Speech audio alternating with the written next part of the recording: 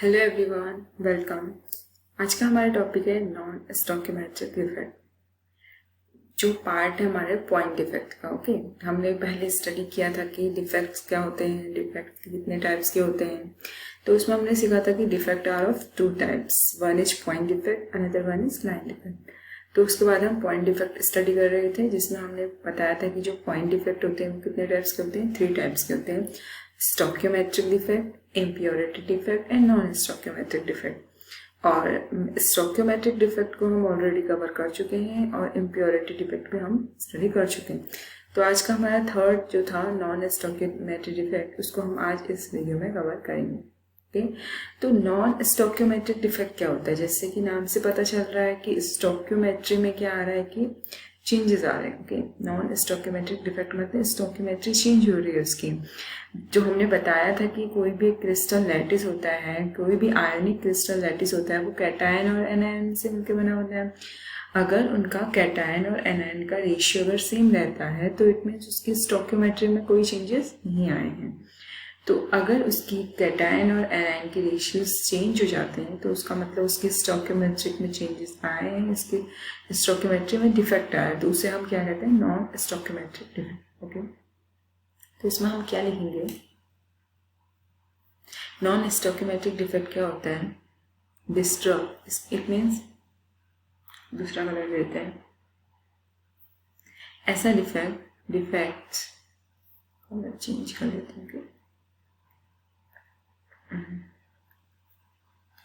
Defects, ऐसा defect that disturb the stoichiometry of the stoichiometry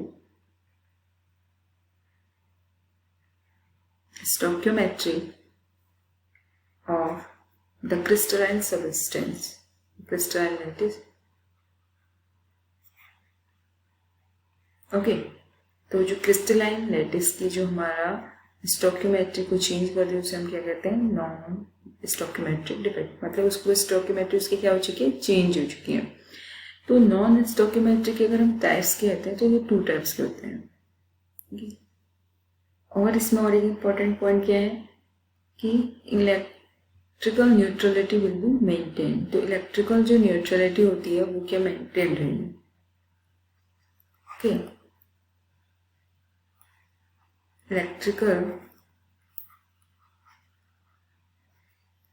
neutrality maintain. तो electrical overall जो होता है हमारा क्रिस्टल वो क्या होगा? न्यूट्रल रहेगा। तो ये बहुत इंटरेस्टिंग बात है कि हमारा डिफेक्ट भी आ रहा है और न्यूट्रलिटी भी मेंटेन है। तो ये कैसे? तो ये हम आगे सीखेंगे। उससे पहले हम देखते हैं कि जो नॉन स्टोइकोमेट्रिक डिफेक्ट होते हैं वो कितने टाइप्स के होते हैं? 2 टाइप्स के होते हैं। ओके,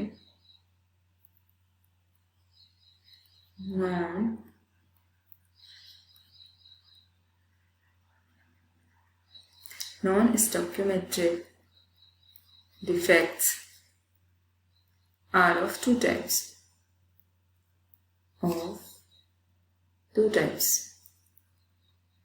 अब हम 1 by 1 स्टडी करेंगे। First one is metal axis defect. इसका जो फर्स्ट पार्ट है वो क्या है? Metal axis defect. Metal axis defect नाम से पता चल रहा है मेटल एक्सिस डिफेक्ट है। तो इसमें क्या हो रहा है कि इसमें हमारा defect metal excess amount present है। And the second one is metal deficiency defect. Metal deficiency defect.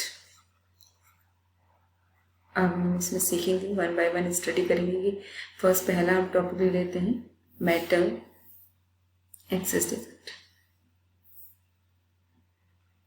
First हमारा टॉपिक रहेगा मेटल एक्सेस डिफेक्ट।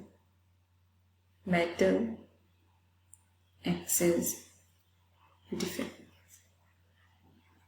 ओके, तो ये भी 2 टाइप्स के होते हैं कि हम किसी भी क्रिस्टल में मेटल एक्सेस अमाउंट में तो वो कैसे प्रेजेंट हो सकते हैं।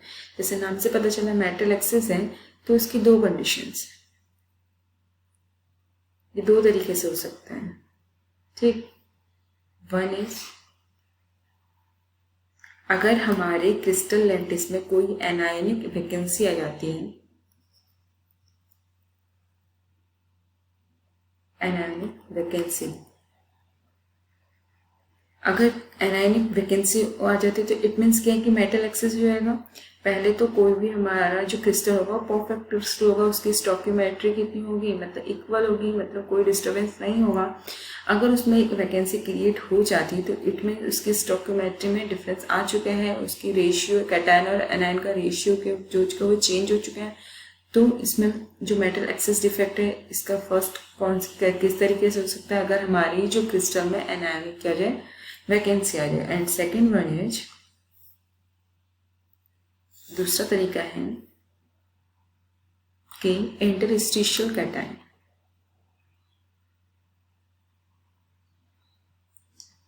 ये क्या इंटरस्टिशियल कैटायन का मतलब क्या है?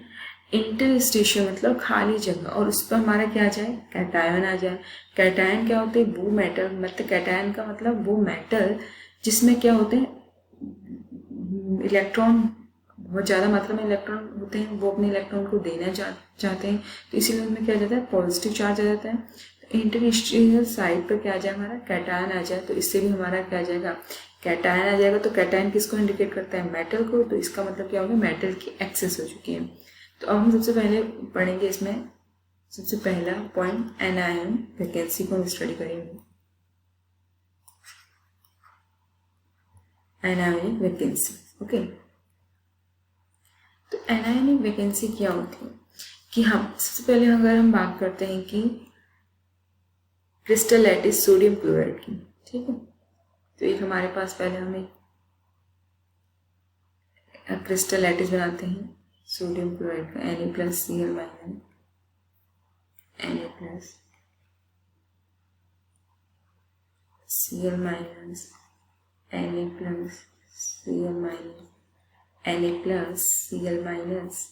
Na+Cl-, Na+Cl-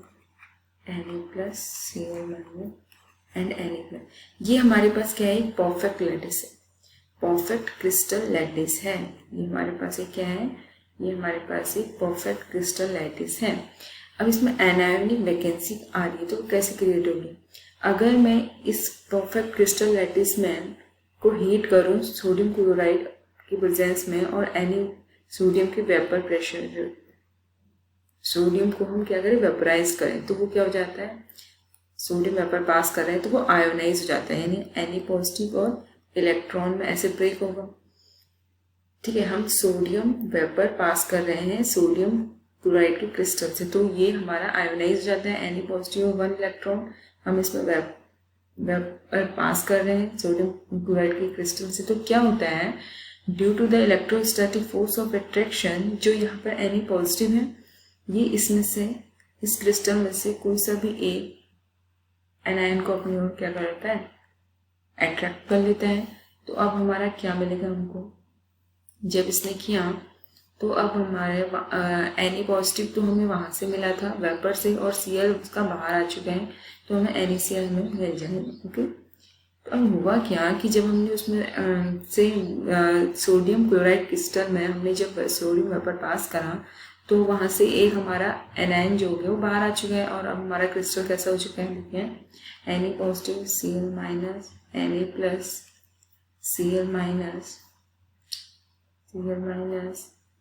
Na+Cl-, यहाँ पर एक जो Cl था वो चला गया, तो यहाँ पर एक वैकेंसी क्रिएट हो चुकी है, ठीक है। तो हम इसको वैकेंट रहने देते हैं, Na+Cl-,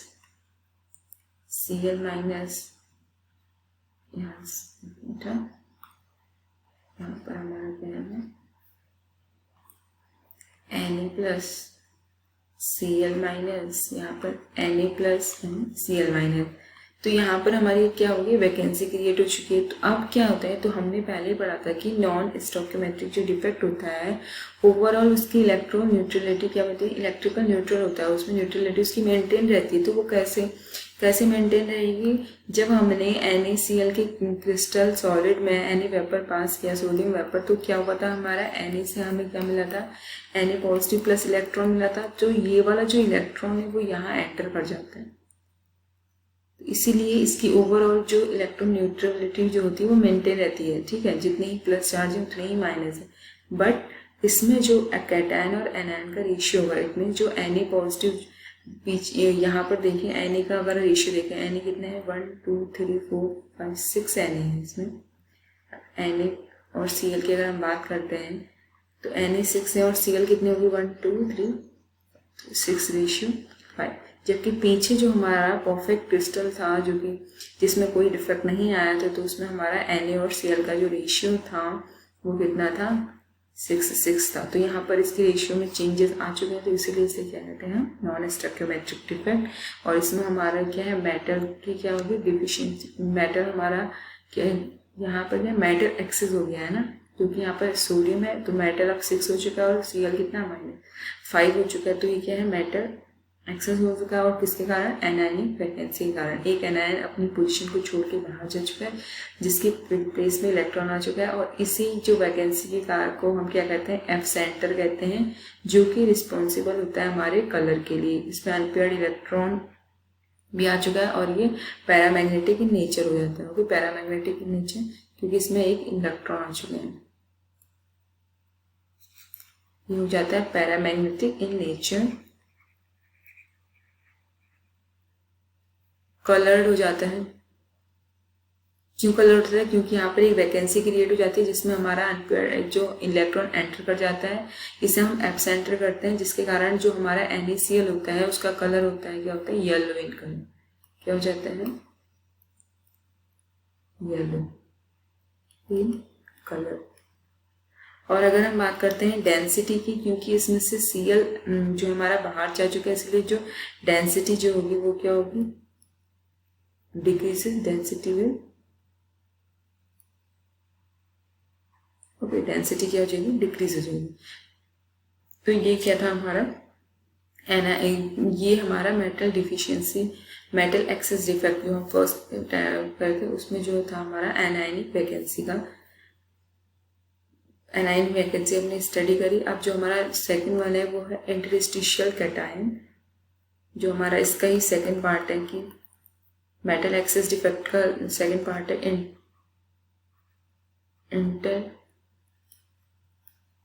इंटरस्टिशियल कैटायन। तो इसको हम नेक्स्ट वीडियो में स्टडी करेंगे। जैसे कि इसमें हम थोड़ा अगर देखें तो क्या है इंटरस्टिशियल कैटायन का मतलब क्या है कि जो हमारा कैटायन होता है वो हमारे क्रिस्टल लैटिस के इंटरस्टिशियल यानी खाली स्थान पर आ जाता है, जिससे क्या हो जाता है कि उसकी डेंसिटी क्या हो जाएगी इंक्रीज कर जाएगी। इसका जो एग्जाम्पल है वो Zn जिंक ऑक्साइड होता है। जिंक ऑक्साइड में क्या होता है Zn प्लस, जो हमें पता है कि कैटायन जो होता है कैटायन का साइज जो होता है वो छोटा होता है एज कम्पेयर टू एनायन, तो वो इसीलिए वो इंटरस्टिशियल साइड को ऑक्यूपाई कर लेता है बाहर से Zn+2 के फॉर्म में। ओवरऑल उसकी इलेक्ट्रॉन न्यूट्रलिटी मेंटेन रहती है, तो वो हम नेक्स्ट वीडियो में डिस्कस करेंगे। और आई होप इतना आपको समझ में आया होगा। Thank you so much for watching.